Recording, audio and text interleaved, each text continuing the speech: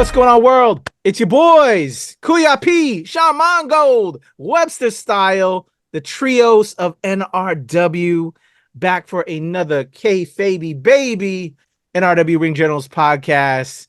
Your boy feels like he's taking a few hits off of the turnbuckle right now, so I'm gonna do my best with the homies.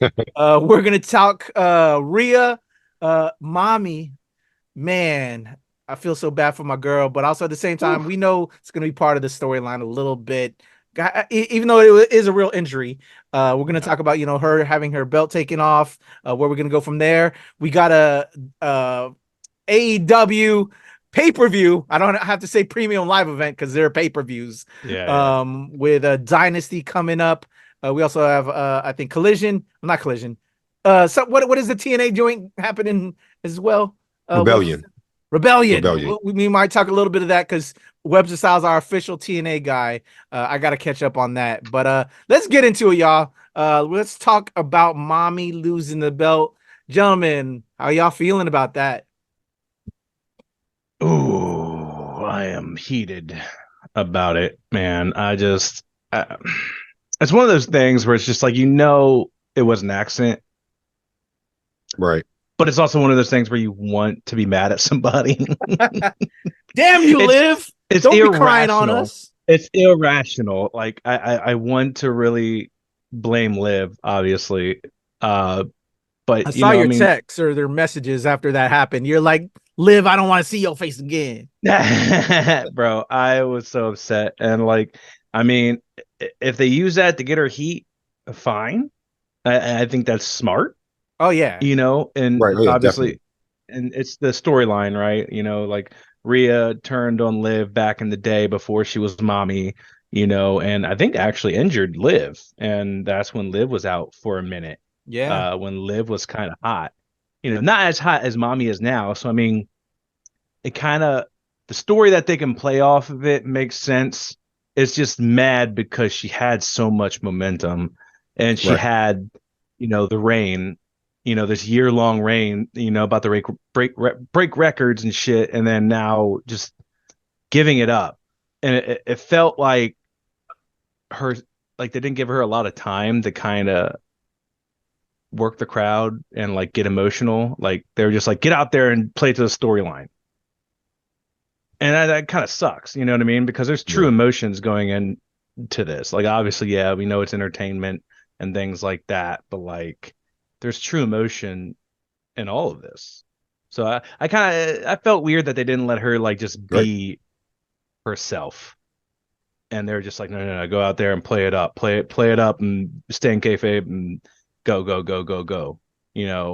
So, and then the whole Liv coming out and Liv revenge tour, whatever. I mean, you guys know my feelings on Liv. Yeah, that was comical. I'm not very we know your feelings on all these blonde-haired wrestler skinny girls out there. Yeah, Sean. I don't get me wrong. I really do want to Liv because I know she's tight with Bianca. I know she's cool backstage, from watching some of the shows and things like that. Yeah. But man, I can't get behind her character, and I can't get behind the three same moves, the Alexa Bliss syndrome. I can't get over it. But what did you think, Webster? I was disappointed, especially when you sent out the information via our group text early in the day, and I was really hoping that it was not true. But after you sent it, I saw the YouTubers I follow started talking about it, and then we saw the culmination of everything that night. I'm not the biggest Liv Morgan fan, but I've liked her. I think she's a good talent. Do I believe the whole revenge thing? I say she did the best she could, making me believe it. I'll put it that way. But the problem is there's a humongous vacuum with Rhea gone now. And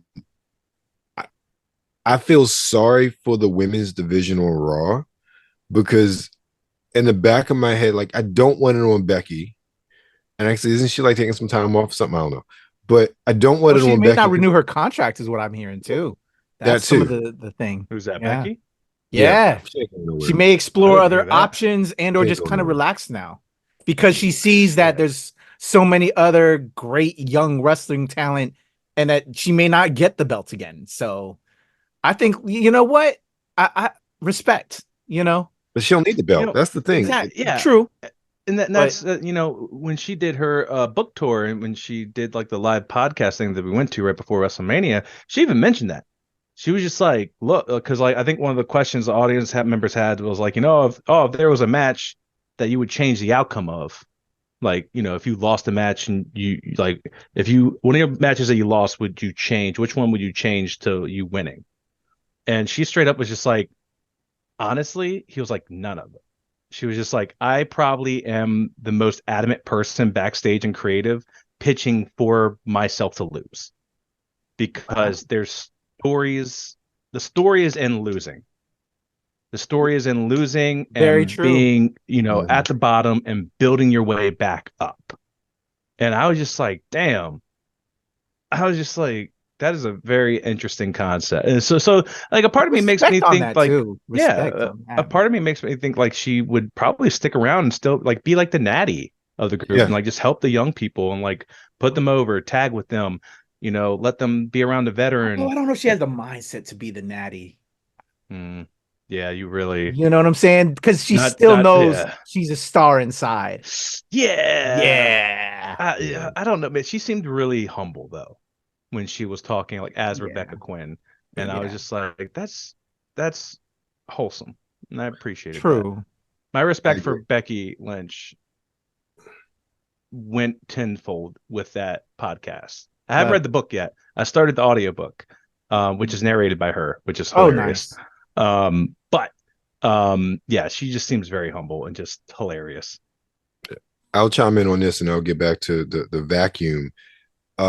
Becky's interview with Chris Van Fleet came out today, so I was watching some of that, and I totally agree with you.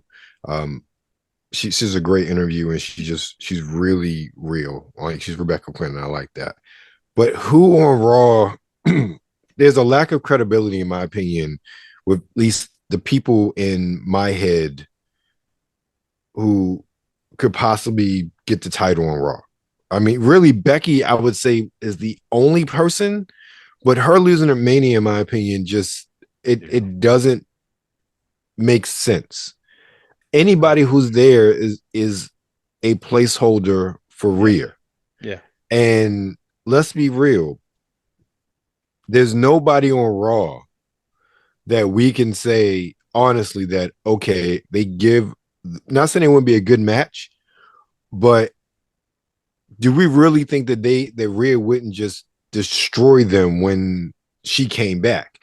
And that's what I don't want to see happen. I want there to be someone who, once they put the title on somebody, and honestly, I have no idea who that could be based on the Raw roster. I have a very quick booking idea for storyline. Obviously Liv, even though I don't want it, but this is what I think that they're thinking. Obviously, Liv's the one that injured her. Liv's the story, have Liv be the champion, kind of turn this heelish route, have her get close to Dom and kind of sneak her way into Judgment Day. So when Rhea comes back, it's like very awkward. And then Rhea is now the babyface and kicked out of Judgment Day and has to fight her way alone because she's probably made a lot of enemies through Judgment Day, just like Jey Uso effect with Bloodline, right? So you made a lot of enemies on the Judgment Day. You bullied a lot of people, you bulldozed a lot of people, and now you're on your own. Now you're a face and you have no backup. So now it's like this build up baby face, to another large, pay-per-view, probably going to be Royal Rumble, depending on how many months she's out for this injury, Royal Rumble or, WrestleMania next year. And it's probably going to culminate. Say 9 months, I think they said. God damn, I didn't think it was that money. God damn. Oh, okay. I'm wrong. I want to be wrong, but I just wasn't sure if it said. No, I didn't hear a specific number. I just thought it was a couple. I heard it was a couple months because it was a shoulder thing. I didn't think it was like a serious thing. Like, 9 months. That's whew. I'd be heated. That is a lot of time off. But I just figured it was significant since she had to drop the title. A part of me was kind of mad when I heard the couple months, and I was like, oh, they could probably prolong that. And like just keep her kind of like cutting promos, kind of like what Seth did, without wrestling. But they didn't do that.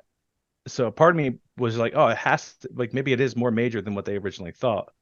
But I mean, she came out in an arm sling. Like, I don't know, man. Like, I need to research it. I hope it's not that long though. That's gonna suck. Yeah. That's really going to suck if it's that long. Like you said, there's no one out. Like, even if Liv gets the belt, like I'm pretty sure they're going to do a tournament or some shit. They're going to announce. I don't know why they didn't announce that. This week on Raw, if they were going to do something like that, that's kind of weird. So I'm assuming on Raw next week they're going to announce whether it's going to be number 1 contender versus number 2 contender, however the fuck they think about that, or they're going to do a tournament bracket. But there's not a lot of singles women on Raw, is there? That's what I'm thinking. I'm literally thinking. I'm trying to wrap my head around who could possibly be there in a tournament. 1, to make it credible, and 2, to make it watchable. Right. And outside of Liv, I draw a blank. Like Liv and Becky. Yeah, I draw a blank. A lot of the women are on SmackDown. Yeah, a lot of the credible women on SmackDown. Because I mean, you got unless like Ivy Flair comes back, Maxine and Indy and Candice, they're in tag teaming now. But again, none of them I think would be I don't know. Ivy as champion would be decent. Ivy Nile. Yeah. What happened to girl that was the one that was with Trish that turned on Trish? Zoe Stark. Yeah. Is Zoe Stark. Around? I feel like I haven't seen her in a while. She's around. She's doing stuff with tagging with Shayna. That's right. She's with Shayna. Yep. Again, another tag team. Right. Maxine Dupree. There's Nia. Nia Jax is Raw. This could be a good opportunity to put the belt on Shayna. That is true. I don't think that's true. And that Raquel especially Rodriguez, but she's injured too. Yeah. Or she's still dealing with her eczema. Her as champion. Yeah. No, Raquel, no, but Shayna, especially if they really do right by her, which is very possible since Hunter's in charge. So that could be credible. So it's between Liv, Nia, Shayna, Ivy, and that's pretty much it, in my opinion. I don't see them putting it on Nia. Yeah. Oh, Xia Li, which I would love to see more Xia Li since they're running out of. They don't know what to do with her, man. I know. They don't know what to do with her, man. She's so good. And Zoe. So there's 5 credible women on Raw, that are not in tag teams that could do something, but if they're champion material. But at the same time, I feel like the championship's meant to uplift a person. So to say someone's not championship material is kind of shitty to say, I guess, in a way. So I shouldn't say that. But I feel like the people that could benefit greatly from getting the belt would be Zoe Stark. I agree. That's why I would like Zoe to get a title. Yeah. I was just thinking more so who would be champion, who would be best at champion as far as a match, and I would love to see, and it'd probably be Shayna, especially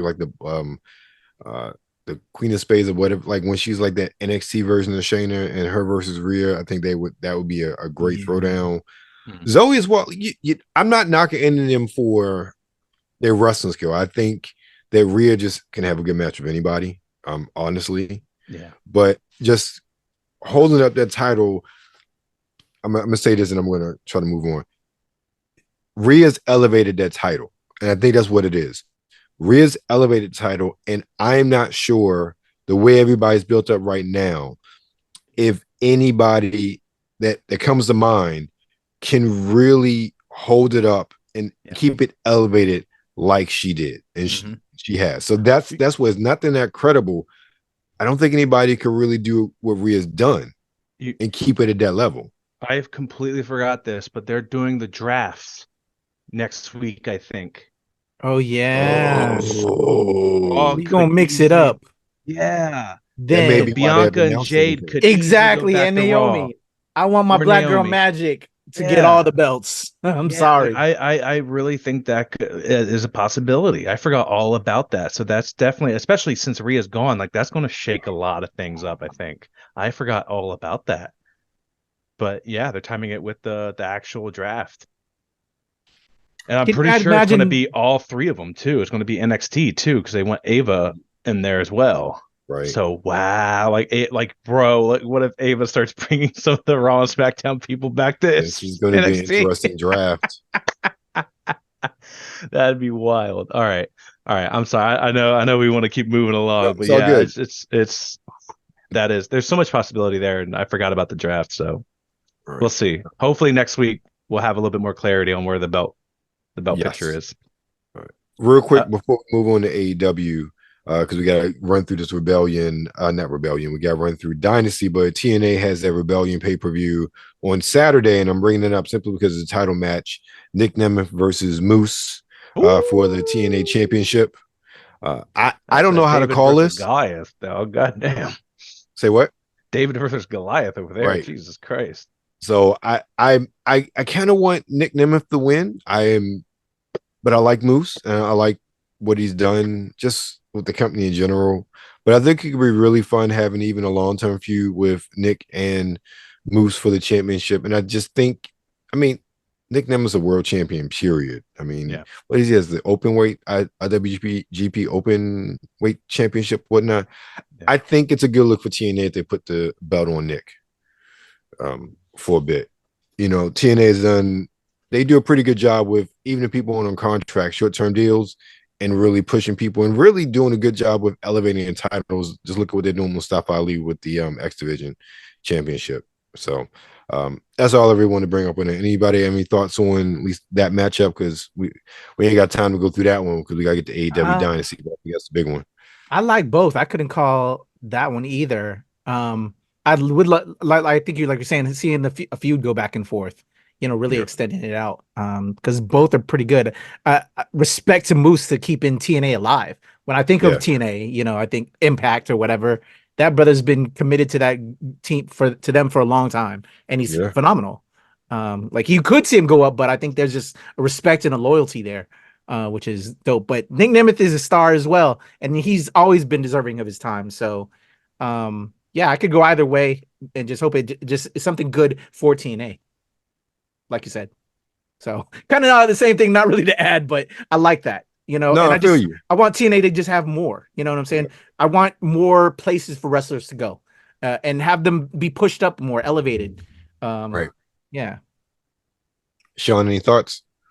No, like I said, I don't really have good familiarity with Moose, to be honest. So I think I need to watch a little bit more. It's just so much. I mean, so much content, a lot of content, bro. It really is. It's a lot. Watch, and I'm just like, man, where the fuck do I even start if I get into Impact?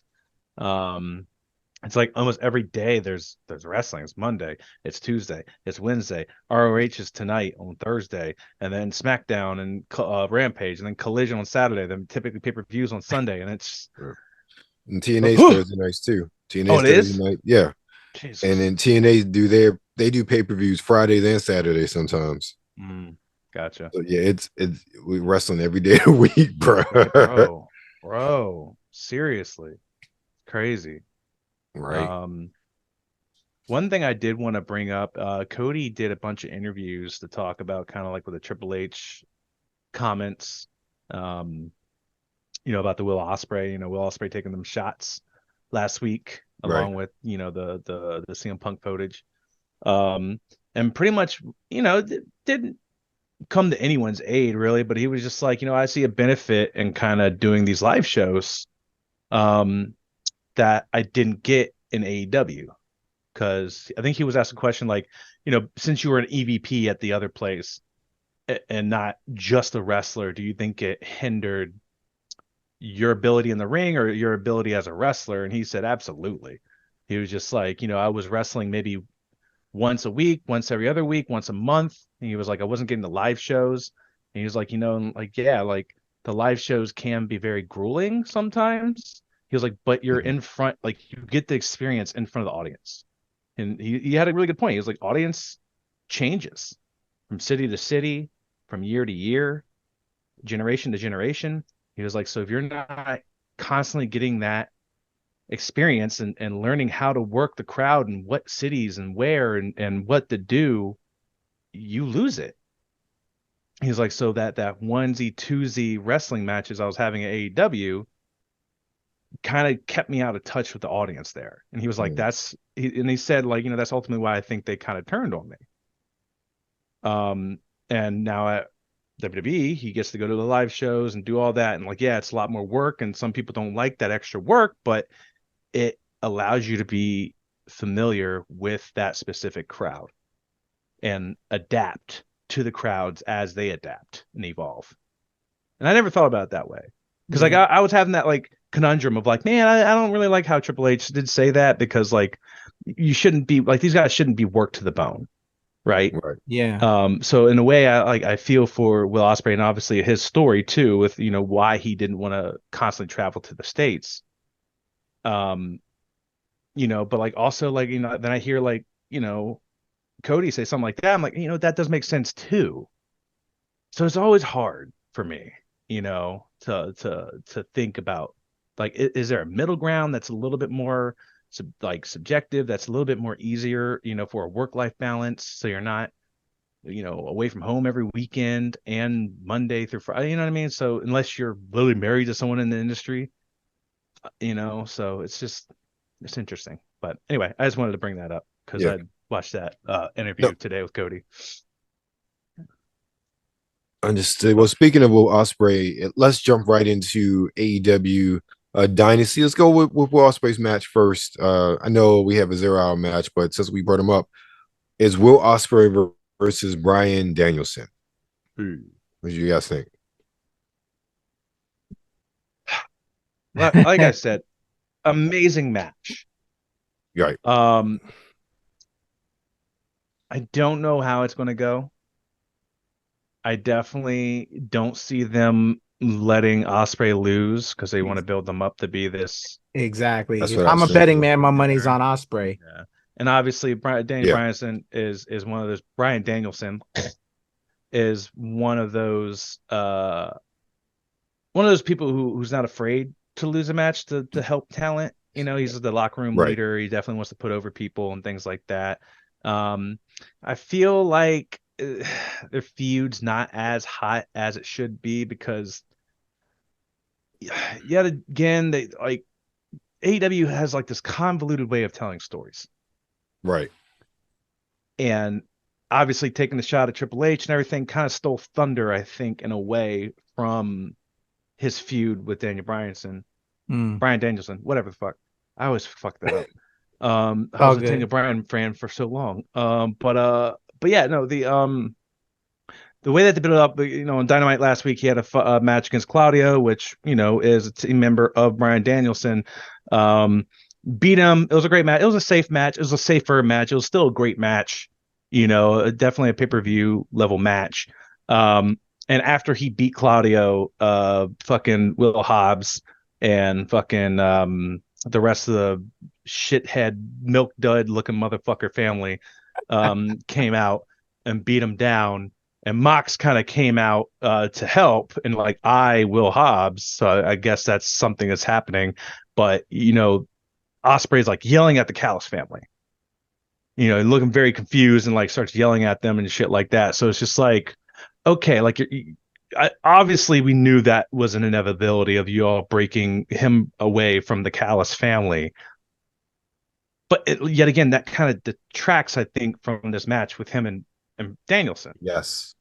Yes. I'm just like, you're trying to jam so much story into it at one time instead of letting it settle and being more subtle with the story, that you're just like shoving it all at one time. It's like, what do I focus on in the story?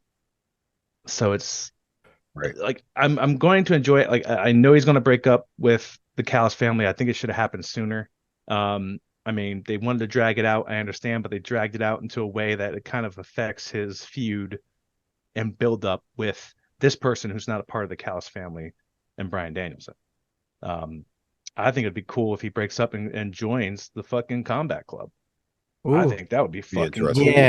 Yeah, I think that'd be really fucking cool. Like earn Bryan Danielson's respect, something that Eddie Kingston took forever to do, and then and kind of fucking be with them so you don't get jumped anymore, bruv. Um, but yeah, so that's my thought process on that. What do you guys think? Yeah, if I have money, it's gonna be on Ospreay because of what we know. Same. He's the future. And this is kind of Didn't Danielson say this is kind of like his farewell year? He will be having his retirement by the end of the year because he wants to put time with the family. To full-time wrestling. Okay. He will be doing occasional? Yes. He's still going to come back for occasional and like helping out backstage, but like this is his farewell to being a full-time wrestler this year. So, and like others, everything you said, Sean, like he likes to big up other wrestlers. You're the wrestler's wrestler. Right. But yeah, if I'm putting money, it's on Ospreay. And plus, I want to see that guy rise up because I think he's a great talent. But I like the idea of him becoming part of Bullet Club because those guys are kind of whack. But that's kind of what they are, though. They're supposed to be aren't they supposed to be heels, right? And they're Combat Club. So the Combat Club. Yeah, they're supposed to be they're not really heels. They're like middle. They're like, hey, we just want to fucking fight. Yeah. If it makes us assholes, then we're assholes. If it makes us good guys, then we're they're like guys. The Punishers of wrestling. I got you. What do you think, Web Style? All right, well, I'll say it should be Ospreay, and really Ospreay should be the face of the company. That's the way they should position him. I would say so too. Up until MJF come back. Yeah, definitely. That's gonna be fun. Yep. That's gonna be fun. I do see the only way that him possibly losing is obviously Don Callis' family screwing him over. Well, and giving him his first loss. Don't want that either. I know, but break. That's drama, baby. Right. All right, next match. All right, let's go to our last non-title match. Well, was it? Yeah, last non-title match. Adam Copeland, Kingston, Briscoe versus the House of Black. Ooh. Yeah, this is going to be fun. Yeah, it's tough to call. Yeah, it is very hard to call, but like I feel like I'm sorry. This is the one thing. This is another thing I do not like about AEW is that they have shit on House of Black. I do not think they have given them their proper flowers. I agree. For whatever reason, maybe they don't care about losing. Maybe they want people like to put people over back in creative. I don't know what the backstage politics are with creative. However, they are a fucking powerhouse of a fucking team, and they're underutilized in my opinion. I agree. Completely agree. Whether it be getting the trios, championship from the Acclaimed, who hasn't really defended those belts. I don't know how long. I'll get to that next. Yeah, but yeah, and I also do feel like this Adam, Eddie Kingston, Mark Briscoe thing kind of came out of nowhere. I agree.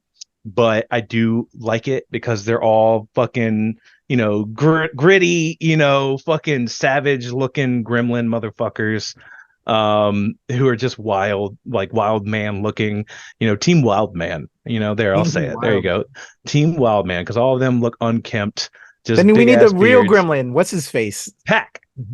Well, he is the gremlin too. Wait, who are you thinking of? No, the gremlin that's part of with the Gun Bros.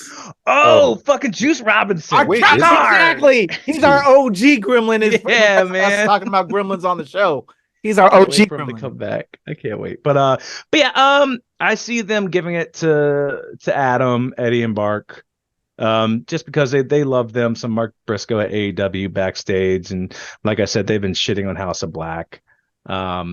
And yeah, and I think they gave Brody and Julia the win the other day against Adam Copeland and Willow. So right. All right. Kuya. My heart says just real quick. My heart says House of Black as well. But I'm co-signing with Sean. They're gonna give it to Cope, Briscoe, and Kingston. All right. Well, I agree with that. It's gonna go to Copeland, Kingston, and Briscoe. Just because. All right. Speaking of Trios Championship, we have the Acclaim versus Bullet Club Gold. So this is AEW versus ROH Trios Champion. Winner take all. Who y'all got? Where we at? It's the Bang Bang Gang versus the Acclaimed. So Bullet Club Gold versus the Acclaimed, and this is a hard one. Acclaimed for me. I want to say Bullet Club Gold. Ooh, split. I think this is going to be the kind of nail in the coffin to kind of drive Daddy Ass away from the Acclaimed, put them back in the tag team title ship, so they're no longer in the trios division. And however they do it, whether he gets mad and leaves or whatever, but Bullet Club Gold has been top notch. Both of them have been top notch, but Acclaimed has just been given more accolades, given more things, and they need to go back to the tag team because that's what they are, a tag team. I agree. But that's how I feel, and it's going to be great. This is a good storyline. I knew where it was going, obviously, when they got together, did the Bang Bang Scissor Gang. But this is easy storytelling. I would also argue that they don't need the belts. Who's that?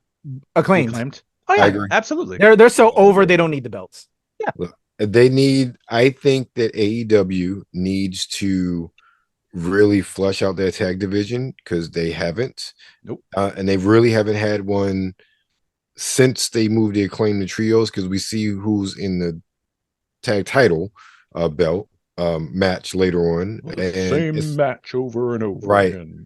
And especially with the rumors of Mostly Machine Gun signing, they need to really have a fleshed out tag division, because they will just run rush shop. All right.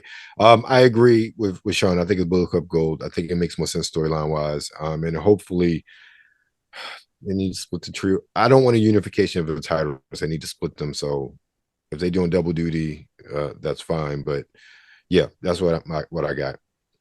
All right. Next up for the AEW International Championship, it's undisputed rival or rivalry faction, whatever you want to call it.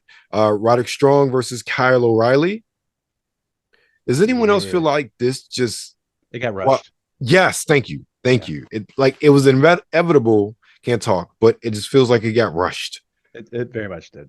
Yeah, it very much got rushed because Roddy's just been kind of doing one-off matches with people, and this is the only thing that's really a story for Roddy. Because it's the only connection that they can click together for Roderick Strong is Kyle O'Reilly. Kind of sad considering. Yeah, it is. And I don't think that they're thinking, or they're just picking the low hanging fruit. Yeah, and just taking that story since it's already there, instead of building upon it and then letting it culminate into something grand, because this could culminate to something grand. Like they could drag this out, until their next pay-per-view or to Double or Nothing, which is in May. Right. And that could have been it. That could have been the big culmination. But now you're having a Dynasty, which is a brand new pay-per-view. That's not really your showcase of the Immortals or anything like that, or even your SummerSlams, really. I don't know. It's kind of weird. Like I understand they're trying to put a shit ton of belts on the line here, but they could have easily given Roddy someone else. And Kyle O'Reilly also just got back, and he's getting a title match at a pay-per-view. So it's kind of weird. Who you got, Sean? Roddy. I don't see him giving to Kyle. All right. Same. Roddy. Same. Roddy. I agree, Roddy. Just because, and I agree on all points, man. Yeah. All right. Next up, we have Okada versus Pac for the AEW Continental Championship. Great match. Yep. Yet again, very rushed. Yeah. Yeah. Okada's taking it. It's going to be, like I said, great match. Like, these are great matches. You know what I mean? Like, and that is 10 fingers down, 2 hands down. AEW puts on amazing wrestling in the ring. And if you're fully invested in only wrestling, obviously you're going to have a great time. Right. I obviously look at the soap opera of it all. I look for the story too. Yes. I'm a very middle ground, average, look for both. So it's just kind of like, is there a story here? Like, is there something I don't know about? Maybe back in New Japan. And maybe there is, but it's on AEW to enunciate that and build that package and show if there's been any kind of rivalry between these two. And they haven't done that yet. At all. Kuya, who you got? Okada. All right. Okada, yeah. Same Okada. I was listening to something that Becky said in an interview with Chris Van Fleet about having a vision, and Hunter has a vision of where he wants to go and what story he's trying to tell. And that's something she said didn't have before. And we all see the difference. And that is, again, one of our biggest criticisms of AEW. Everything seems like it's slapped together at the last minute, and there's no long-term vision that we can see being executed. Exactly. And matches like this sound great. Yeah. But why should I care about them for the most part? Like literally, Okada versus Pac, where'd that come from? All right, let's get with this ladder match. The Bucks versus FTR AEW World Tag Team Championships. Sean, who you got? Boraphil. Bro, man, look, and like every time they fight, it's a great match, right? Yeah. But when you do this, you put them in these predicaments where they have to one up what they previously did. But also, since the Bucks are now heels, they're probably not going to do that. They're just going to be more heelish. Right. And do more dastardly shit instead of doing bigger spots. Right. And I don't see FTR getting it. FTR has they don't have buzz, man.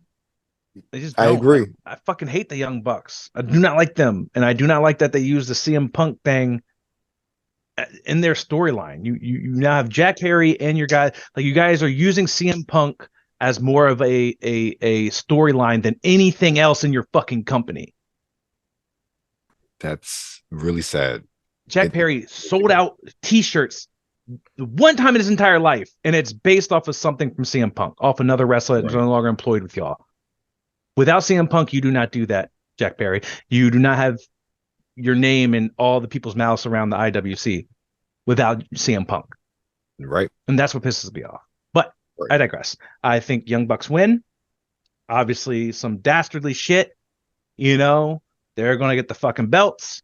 I'm going to be very, very mad. And then, like you said, fucking Motor City Machine Guns come in and probably kick their fucking ass at Double or Nothing. Because that's just how AEW book shit. I absolutely agree with that train of thought. Because that's everything how they you book said. it. You said that, and I'm like, I felt like you just had a premonition. Yeah. All right. Yeah. Kuya, what you think? I give a fuck about this match. There you go. Seriously, flip a coin. Like, I'm just so, because of all of the things about this. Right. Okay. And I like FTR. And at one point I liked the Bucks. But now I'm like, don't care about this match anymore. Yeah, I don't care. From the storyline or as individuals. All the way, all the way around, man. It's All right. Well, let's get to a match. I'm sure. Well, I know we all like one of the persons involved in this one. Julia Hart versus Willow Nightingale, a TBS championship. Kuya, I'm going to do you first. Who you got? Willow Nightingale is my girl. You know, seen her perform many a times. Got to hang out with her at WrestleMania, at Wale Mania. Watched her. You know what? I didn't tell y'all this story yet. Well, Webster I think knows the story. White Girl Wasted. I'll have to tell you later, Sean. We saw some White Girl Wasted going on with Willow, but not Willow being. She was helping out. She was being the good girl. I love Willow. Julia Hart though is awesome as well. She's cool. She's dope. She's got a great look. But in that same vein where you, Sean, dislike these small little blonde haired, could hurt like their punch would be a feather hitting me. I don't believe she could do any harm to Willow Nightingale. I want Willow Nightingale, but I have a feeling they'll do the same thing with Julia Hart as always. With it's that Alexa Bliss mode, like you said. So my heart wants Willow Nightingale, but I have a feeling they're gonna keep Julia Hart retaining. All right, Sean, who you got? I think it's gonna be fuck House of Black all night. Exactly. Because yet again, that is how AEW looks at them for whatever reason. You think that you think they'll let Willow take it finally? It makes sense Yeah, because it does. Mercedes said that her first match would be at Double or Nothing. The most sense storyline wise would be have Mercedes versus Willow at Double or Nothing. The grunge match. This is the person who, when she got injured, like this is like the tension that's been around that when Mercedes gets in the ring, she kind of saves Willow a little bit, kind of like the Samoa Joe MJF thing, saving her because you're mine, bitch. So I like Scalpel's going to get involved, and Mercedes is going to make the Exactly. same. Yeah, no. Exactly. I Sean, feel I like agree. Willow's been dragged away from Chris Statlander and like that story since Mercedes kind of came in, and then Adam Copeland's kind of involved and against the House of Black. And also Chris Statlander's dealing with the Orange Cassidy side of things and the Trent turn, which finally I was so happy about that. Right. Give Orange Cassidy some kind of fucking hurdle. Right. He doesn't have his best friends anymore. He got turned, betrayed. Now he's taking out his anger on everybody else. That's great. Right. I wish it would have happened sooner when he was champion. Right. But it didn't. But anyway, I digress. Willow, I want her to win. I see her winning. I pick Willow. All right, Sean, I agree with everything you said. I saw that and I said Willow because it sets up the storyline with Mercedes. But I'll say this, and this is what I think. We are inside the bubble. We understand what's going on. Yeah. Every single one of their storylines that they're continuing was started somewhere else. Yeah. And that's like they expect you to know, and the casual fan is not going to know jack crap about Mercedes and the NWJP Women's Championship and Willow. They're really not going to know. And that is I think one of the biggest deficits to their storytelling is that they rely so heavily on things that have happened outside of their promotion, and then they can't even show or really, like, they talk about it, but like you said, Sean, there's no packages. Yeah, there's nothing to educate. There's nothing to evoke emotion for that storyline other than Mercedes on commentary talking about it or this and that. So, and they showed the package of Jon Moxley winning the belt, this past weekend. Right. So like I know they're okay with playing New Japan shit, and that's what my wife and I were talking about. I was like, this feels kind of like AEW is a little bit of gatekeeping a little bit because they're building this wrestling event for the IWC for people who are familiar with everything else that's happened before AEW. And if you want casual fans, if you want people to scrolling, through TBS to be caught up, you need to have those recap packages, whether they're at your company or not. And you just have to fucking grind your teeth, show the video, whether it's WWE, New Japan, Impact, any indie show that's in a fucking gym, just show the shit. Show it, put it together. That stuff that needs to be on their YouTube channels, on their social media net. That needs to be, that sort of stuff needs to be everywhere to tell the story. So that way when anybody just can come in and like, oh, this looks like a really good story, let me watch this match. Let me get because a recap. that is something that the E does well. That is something that TNA does well. As far as using social media and putting those packages together to tell the story to get you interested in the match. That is not NXT does it.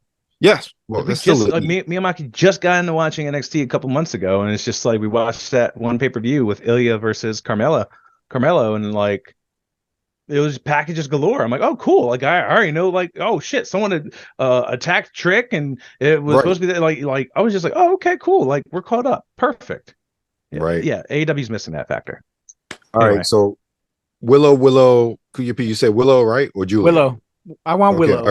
All right, Willow. Yeah. All right, next up, we run this pretty quickly. Toni Storm versus Thunder Rosa for the AEW Women's Championship. Sean, who you got? Toni. Okay. Toni, timeless. Look, I want Thunder Rosa, but it's gonna be Toni. Yeah. I don't see Toni losing that belt until they have Mercedes come after her. Honestly, Mercedes come after her, or even fucking Britt. Yeah, or Britt. Yeah. All right, the match that we all want to see. Samoa Joe versus Swerve. Kuya, who you got? Swerve all day, every day. One of the great conversations I had again during WrestleMania weekend and at Wale Mania. I met one of the producers that actually was instrumental in creating this whole storyline with Swerve and Paige and all that. Some very interesting stuff, guys. And I'm going to try and see if I can book him to talk to us, if they'll allow him to talk to us a little bit. He wouldn't give me the deets on what's coming up, but I was telling him, man, I want Swerve all day, every day. You gotta stop shitting on my man Star. He is a star. He needs to finally blossom. And I love Samoa Joe, but it's Swerve time right now. Yeah, right. Yeah. So Swerve with the belt could literally catapult his career. Oh yeah, and after he has a great reign, I don't think he needs it because he's just that like he can get himself over. Agreed. But like you need to give him his flowers. I love it. I think he wins. I want him to win, especially after Dynamite. Joe looked mighty strong, gave him a muscle buster, after talking all that shit, standing tall over Swerve, that typically means you're losing, dog. Yeah. So I'm hoping that's how they plan it. And then I hope, we get Swerve versus MJF or Swerve versus Will Ospreay. And then Will Ospreay gets the belt, and then, Will is champion when MJF comes back. One or the other. I don't give a shit. All right, we're all in Camp Swerve. We're all doing the dance with Prince Nana at the end of yeah, it's gonna be a great match, and I can't wait for that. Honestly, whose house? Swerve's house. Like really, that's the one match on this card that again we got the story there. We have everything that we want for this match to make us care about this match. Also, we all want Swerve to get his shine, and honestly, Joe is the perfect person to have the championship for him to take it off of. Yeah. In my opinion. I hate saying Makes you look good. But I hate saying it, but he's very much a transitional. And that's fine. Yeah. You know what? There's some people who are transitional champions who have no credibility whatsoever being a champion. Joe is not one of those people. Yeah, you're right. So he brings weight to it. He brings credibility to it. So it makes it even better that when Swerve wins, he's taking it off of Joe instead of say, what's his name? Paige? Who is it? Yeah, Paige. I want to say, Hangman. My head, Hangman. I'm thinking Paige. I'm like, that's not right. But yeah. If it was Adam Page, it wouldn't have the same weight. It wouldn't have the same to it. So, but absolutely. All right, gents. That's. Also, I think Joe's going back to Hollywood. Oh yeah, definitely. Yeah, Strike's over because I think Strike's Twisted Metal got a season 2. Yep. So he's definitely going back. Right. But that's good for him. All right, gents. That's it for Dynasty. Sean, what you got coming up? Hey, we got what the fuck? What the fuck? DC Browlesque, what the fuck? Coming up this weekend. Get your tickets before they sell out. Hey, yeah, it's gonna be weird as shit. So I can't wait. It's gonna be really fun. Saturday's gonna be crazy busy for us. I can't wait to see some of the acts. They're just very fucking weird, and it's also on 420. So yeah, you know what that means. You know what that means, brother. Yep. All righty. I guess since it's in my show, let's see what I have. I just did latest episode of So You Can Geek podcast just dropped a few days ago, talking about the soft guy era. My girl Ren joined me and we had a whole conversation about that. And again, we talked about Lego Drive 2K, which you can see game bites for here and on Webster Style. That's up, as well as talked about the fragrance of the week. In this case, it is Excursion from Authenticity Perfumes. So talked about that. The full fragrance of the week video will be out as well, and there might be a couple other things sprinkled throughout. Kuya P, your show, what's going on? NRW, y'all nerds rule the world. Shout out to Webster Style. Shout out to my man Sean Mongold over there. Go check out their great programs that they do. Love them both. Y'all in NRW, you see what we do. I have a ton of interviews that are dropping right now. Interviews with the cast of Sugar Highs, the cast of The Greatest Hits, the cast of Acapulco. And speaking of 420, on Hulu, there's a new reality series called High Hopes. I spoke with the entire cast of High Hopes. So toke up, smoke up, and watch our interviews. Enjoy that new reality series about life at a SoCal dispensary. And stay tuned for more KayFabeyBaby with my boys here. We got a lot of content coming y'all's way, man. We put in that work. Gentlemen, love you both. Until next time, I'm gonna go put some more medicine in me to get over this headache. But we're out of here, y'all. I took another hit, so we got to get out of here. 1, 2, 3. Peace. Blah, blah. You come in my face, I'm gonna fight you. Well, you're not gonna bust a nut anytime we're in the ring. I'm gonna get off by cranking your knob just a little beyond the breaking point. When I get my hands on you, I'm gonna eat your ass like a pot of collard greens, baby. I'm gonna stretch his ass like it's never been stretched before. You can hide behind that commissioner stuff just so long until I jerk a knot in your ass. And if you don't think I'm big enough, then you grab a hold of me, and you'll know that I'm growing, my man. Within your hands, I will get as big as I need to be to do the job on you. All right, just jerk Helmsley off. There's one part of our bodies that's soft, and it ain't soft all the time, if you catch my meaning. I'm gonna come on you like nobody's ever come on you before. Just you and I getting it on like two men should do. Oh, no. That's it, right. Corey boy, I'm coming hard.